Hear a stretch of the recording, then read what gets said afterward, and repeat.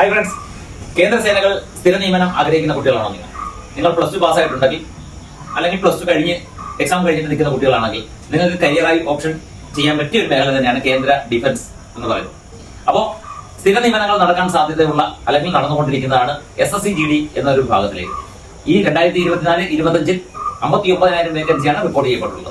സ്വാഭാവികമായിട്ടും 2025-26 ഇതിനേക്കാൾ കൂടുതൽ വേക്കൻസി ആകാനാണ് സാധ്യത. ബോയ്സിനും ഗേൾസിനും അപ്ലൈ ചെയ്യാവുന്നതാണ്. ഇതിൽ 2 തരത്തിലുള്ള എക്സാം ഉണ്ടായിരിക്കും. 10th qualification and plus 2 qualification ഉള്ള 2 എക്സാമുകൾ ഉണ്ടായിരിക്കും. ഓക്കെ, അപ്പോൾ ഇത്തരം വേക്കൻസി ഉള്ള സ്ഥിതിക്ക് ഒരു 6 മന്ത് മുതൽ 1 വർഷം വരെ നിങ്ങൾ നന്നായിട്ടൊന്ന് ശ്രമിച്ചിട്ടുണ്ടെങ്കിൽ തീർച്ചയായിട്ടും ഒരു നിയമനം നടത്താൻ സാധ്യതയുണ്ട്. ഇതിനോടൊപ്പം തന്നെ SSC-GD-ക്കുള്ള ക്ലാസ്സുകൾ ജൂൺ 2 മുതൽ ക്ലാസ്സിൽ ആരംഭിക്കുന്നതാണ്. വളരെ കൂടുതൽ വേക്കൻസി ഉള്ള ഒരു കോഴ്സാണ്. ഇനി എന്താണ് SSC-GD? അതിൽ എത്രയൊക്കെ കോഴ്സുകളുണ്ട്? അത് വലിയ കുറച്ച് കാര്യങ്ങൾ മാത്രം ഞാൻ പറയാം. BSF, CRPF, CISF, ITBP, SSB, SSS, tribunal, Delhi police, ഇങ്ങനെ തുടങ്ങി ഒരു 10, 20, 23 കോഴ്സുകൾ ഇതിന്റെ അണ്ടറിൽ വരും.